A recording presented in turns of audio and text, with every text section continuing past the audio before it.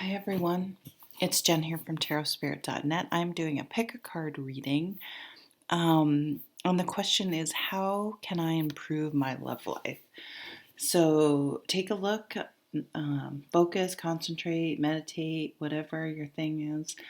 We have the Arthurian legend tarot with this moonstone, the after tarot with this rose quartz. Sorry, I have a 3-second delay or something. The Witch's Tarot with this fluorite. Pretty sure that's what that is. So if you want to pause, pick a card, and we'll get to it. So we'll start with the Moonstone. How can I improve my love life? Okay, well that's coming out.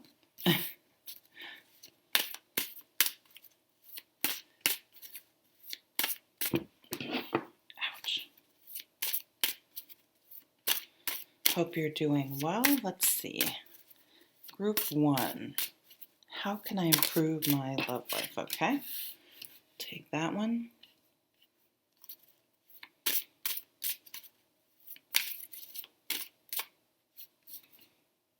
Okay, you're getting an extra.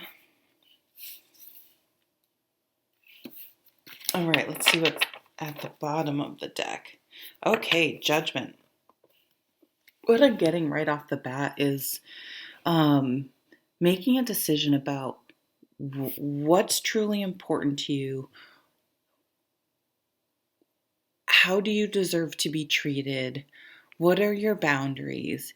And sticking to them and making that decision. And if you need, if those things are being violated or disrespected or not being fulfilled in some way, that you make the decision to move on or to speak up or to communicate what your values are in this relationship or relationship moving forward. Not becoming complacent and just going through the motions and staying in a relationship because you want a relationship and you like being in a relationship and the idea of the relationship, but really looking at the relationship itself and evaluating whether or not it's fulfilling you, and again meeting the standards of how you deserve to be treated and the fulfillment of what you want out of a relationship. Let's see what other cards came out here. Wow, the Six of Wands. So victory, the victory card, the homecoming. This is a celebration, a recognition.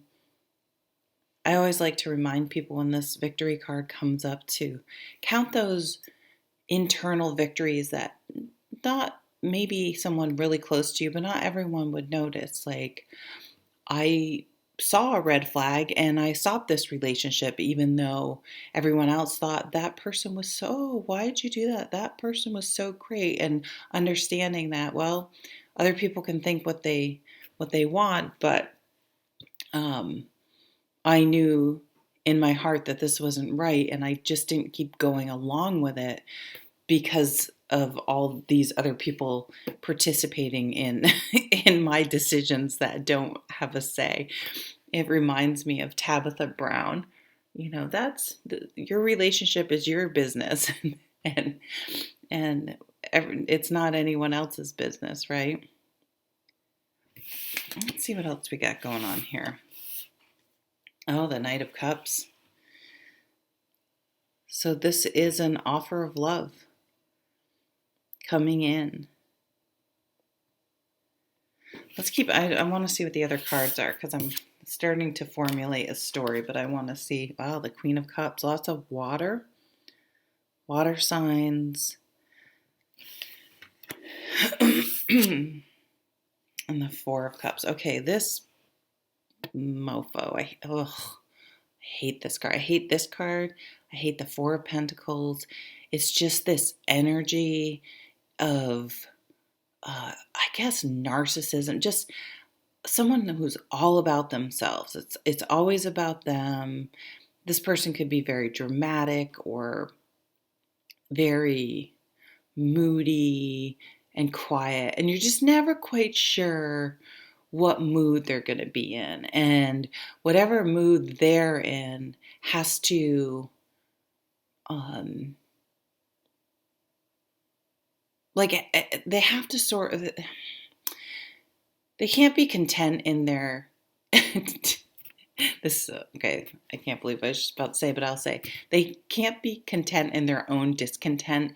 They have to make sure other people understand and feel, and sometimes project that onto them, or start little fights or whatever. Maybe it's through being passive aggressive, making sure everyone else is fucking miserable too, basically. Oh, hate this card. So, he's just going, you can see in the back, he's going on and on about himself. Whatever, it's a dude in this picture, but could be whatever.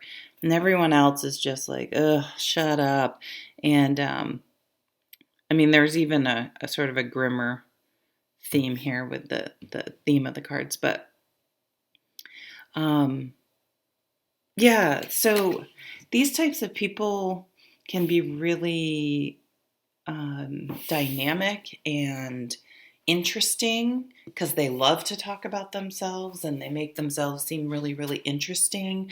But after a while, someone who always talks about themselves and how interesting they are, you tend to maybe find out that they're not quite as interesting, and it's it's stemming from insecurity or unhappiness and things like that. So again, you'll be most successful in romance if you can see that type of a red flag, right? If someone's just very moody, you start walking on eggshells. Or if you're always wondering, I wonder what kind of mood they're going to be in, I wonder, then, that's a gigantic red flag.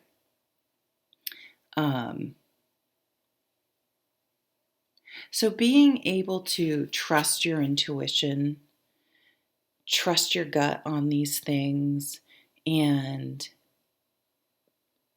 just be open to kind of going with the flow. You meet someone, they seem interesting, you get to know them, you start to see something like this, and you kind of flow right back out. Like, it's not, there's no rule that you have to stay with this person, that if you've been with them, sometimes you don't see people's true colors for a while, years even. You're still not obligated to stay with anyone. You're never obligated to deal with them. And if people start putting those types of rules, well, you have to. How can you be doing blah blah blah? That's also not that's their business. That's not your problem. And it's not being cold. You don't owe someone staying in a relationship if it's not working for you. And I would even counter that it's not cool of you to stay in a relationship that you're unhappy, because as much as the person, and trust me, this type of person is going to have a freaking fit, because it's a hit to their ego, not because they truly, truly love you. Let's be clear. It's a control thing, and it's an ego thing, and it's an appearance thing. That you are not obligated to stay with someone, and I wouldn't want someone staying with me if they weren't happy, right? So whether they behave well about it. And I would also caution this person will try to keep the drama going somehow, the closure, the talking. People don't really want to know what's wrong. They just want to get a conversation going so they can fucking argue with you and tell you why you're wrong. And then you're fighting, and then you're like, this is exactly why we're not working out. It doesn't necessarily mean this person's a bad person, but you're not a match. Like, there may be some sad bastard that just loves to be miserable and codependent and stay with that shit, but not you, right? So really learning how to flow out and just be like, it isn't working. I no longer am responsible for your emotional needs and moods and things like that. And I'm gonna flow right on to this new person, if someone comes in and give that a shot because they seem interesting. I'm attracted to them, and we'll see how it goes, and not allowing yourself to get in situations where you feel obligated to stay with someone where it's not working. Being able to have that wake up call and make those judgments. That's where your success will lie. And not settling, not compromising yourself, your values, your happiness for someone else, and being able to recognize that and move on without any sort of feeling guilty or obligated for, because when people enter a relationship, we everyone has these not hidden agendas on purpose, but these conscious agendas of, oh, this person's going to fulfill this, and this, and no one will ever be able to fill your list if that's what you're coming, and vice versa, because it's something internal. But people often look externally. Oh, once I'm in a relationship, I'll feel better. I'll be happier. I'll be this. But then you realize you have to deal with another person, which can make you very unhappy if you're not both really into it, right? Okay, so now we're going to move on to group 2. I'm going to write the time down. Group 2 is the after tarot.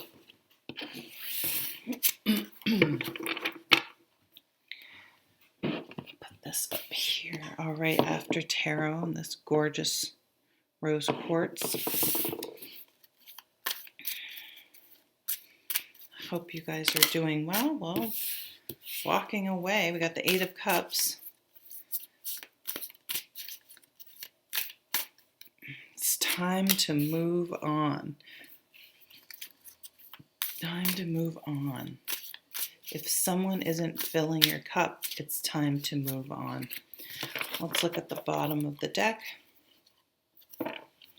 So this 3 of Wands indicates that at this point in time, you are really taking a step back and looking at the big picture, looking at your relationships as a whole for your whole lifespan. So past relationships, current relationships, and what you want in the future, and trying to get a better perspective, a bigger perspective, instead of being so focused on where you are now that somehow you're stuck, or this is the way it's going to be. To me, that would indicate that you, somewhere along the way, decided, well, this is just the way it is, and this is just the way it's going to be, and I just have to accept that. And to me, that's a form of denial. I don't really want to deal with this, so I'm just going to tell myself that, yeah, sometimes your partners just have a temper and you just have to deal with it, but they're nice in all these other ways. And this is kind of zooming out and being like, is this really the person you want to be with for the rest of your life?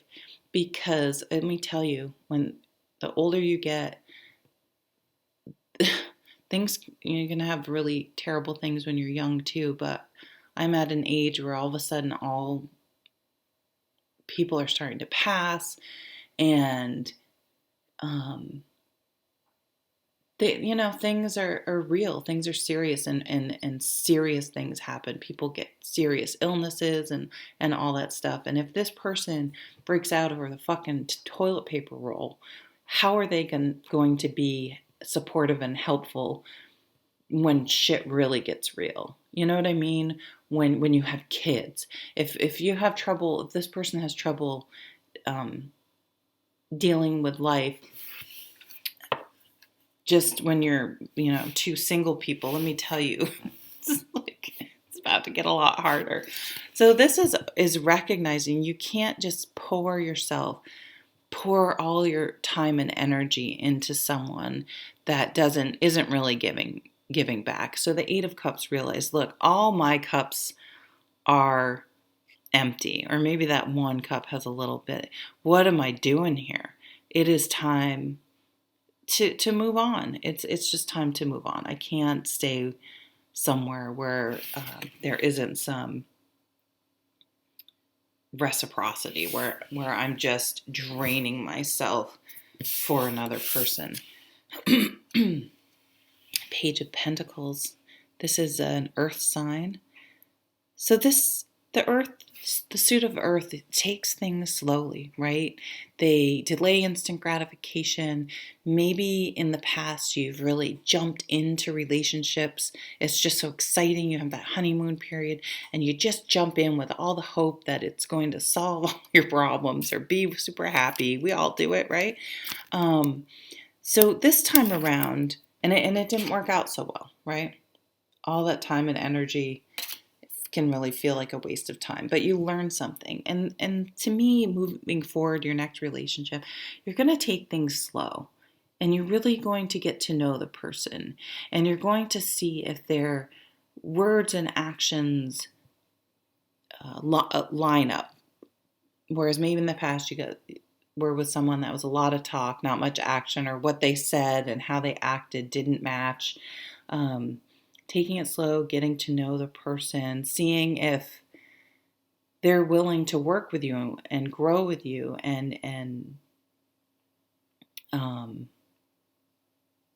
they're not pushing for certain things. So that is another real red flag. People who after one date start like giving you the key to their apartment. This actually happened to me, and I remember thinking, I think this is a red flag. But I was caught up in the idea because I didn't know this person enough truly to be in love with them, or to really, you know what I mean? To know that we have this connection. It was the honeymoon, the bullshit honeymoon period. And just it was the feeling of the idea of it. I let it go. And let me tell you, it was a huge fucking red flag. I ignored a lot of red flags. So this is really taking the time to get to know the person, so you haven't sort of gone all in. I always get like a betting metaphor with this card. Like this is a slot machine, and you just, yeah, I think the slot machines know you're putting money in, losing, and right when you're about to be like, well, this isn't fun, this is bullshit. I'm almost done with all my coins. I don't think you use coins when you gamble anymore, and that somehow the slot machine knows it and gives you a little payout, right? They give you that little hit, and things, you might get a few hits in a row, just enough to keep going, and then nothing. Then you get nothing. They just take and take and take and take. And these people, for some reason, know right when you're like, I'm numb with this, they give you little. Oh, I'm sorry. You hear what you want to hear, but do the actions really over the long run? So like, how many times do you want to go through this cycle? But then you do run out. And then they give you, and then you go to the ATM and you keep reaching. So we go emotionally bankrupt with these people. And you're like, not only I'm not going to jump in and go be emotionally bankrupt, I'm going to expect them to step up and give as well.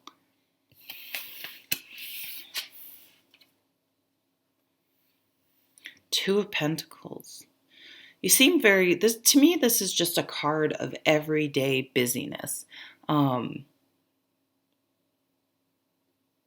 Work, trying to fit in a workout, trying to keep the house in a semblance of order, running the kids' places, whatever, meetings, boards, all the things we do, just being super, super busy. So you may be like, I'm so busy right now, I don't even know if I have time for a relationship, or I want someone it's not like another kid. Like, I don't want someone that's going to add to my busyness. I want someone that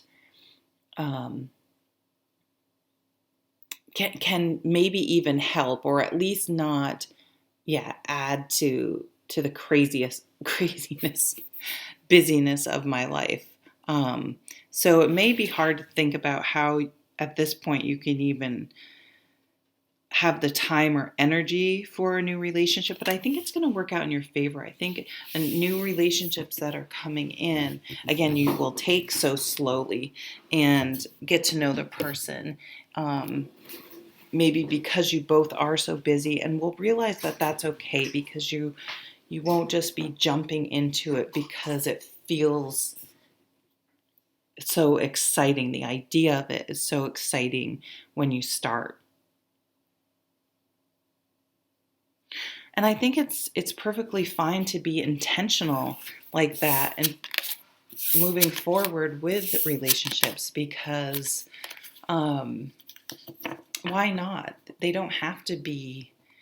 I guess people might think it seems calculating to sort of have a plan, and I don't know. I think it's not necessarily a bad thing to have thought about this and to be mindful of how it's going to go down. Okay, so let's go to group number 3. Hi, group number 3. So we have I'm pretty sure it's fluorite. Lots of times it has green in it. This one doesn't have much green in it. And the Everyday Witch Tarot, which I love this deck. That one's going to come out. This one's going to come out. So what's going on for group 3? Let's take this one. All right, the bottom of the deck is the Page of Wands. So being inspired, motivated, new ideas, an entrepreneur, travel, exploring, action. So I could see this person out hiking, doing things, getting out, being out in nature, expending energy, just liking to move and take action on things. It is a young energy, so this could point to maybe in past relationships really jumping into things quickly and just like going along for the ride before potentially really getting to know people, because it's just exciting and fun and hey, let's just jump in. Why not? But because I'm inspired and motivated and enthusiastic. So let's get some other cards out here. The Fool. Oh yeah. So whoa, this is almost like you have been holding back. So when the last group, it was like a slow down, get to know the people, don't jump in. This is like maybe you've been too cautious. You need to kind of go for it and allow. So this doesn't mean ignoring red flags, but this is allowing yourself to be open and to just take that leap of faith and see where it goes, because you never know what a relationship is going to be like until you actually live it. There's just no other way to know. I mean, sure, if you've been friends with a person, you might have an idea of whether or not you're a good match, but most of the time we're not. We meet people, we haven't been friends for years necessarily.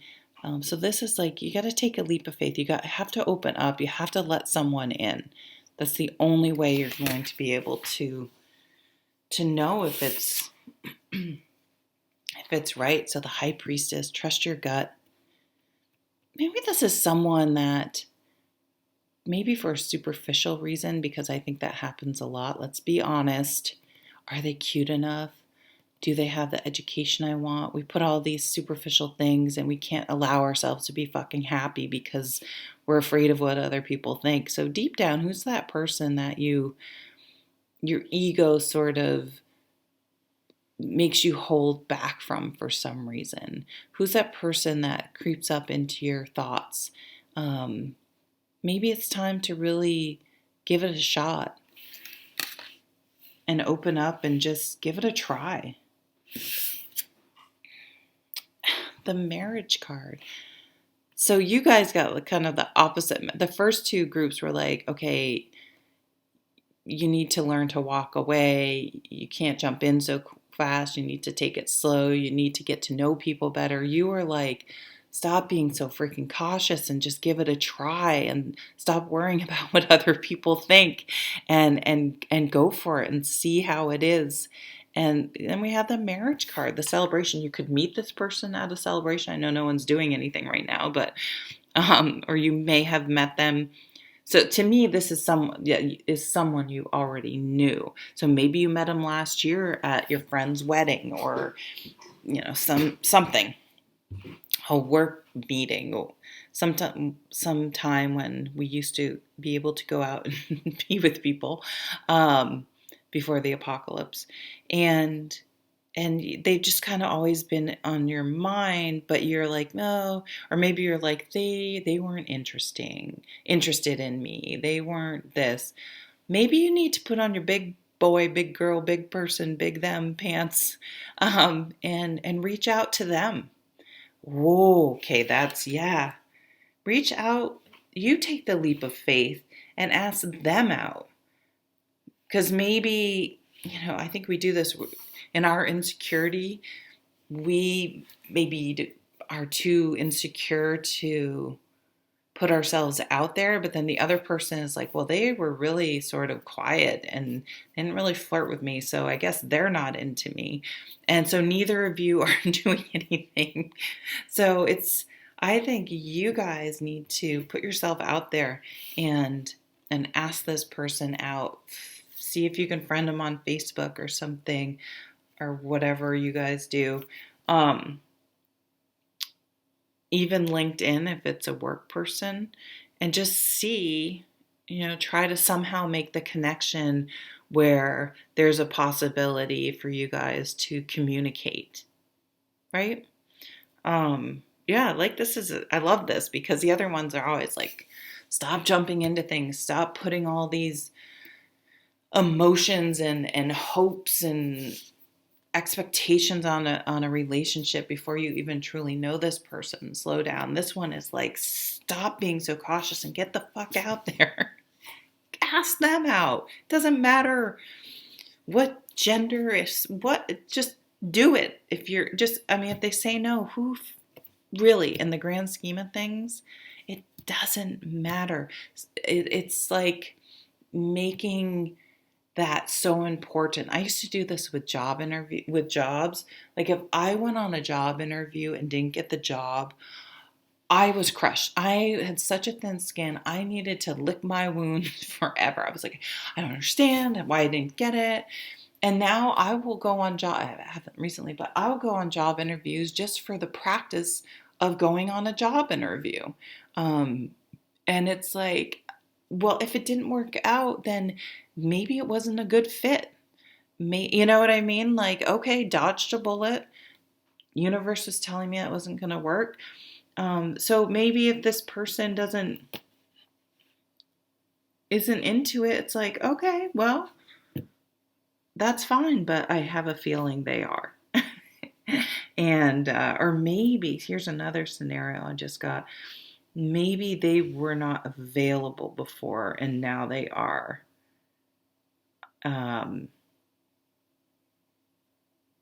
But just go for it. Just go for it. All right. Thanks for watching. I hope everyone is well, and take care. Bye.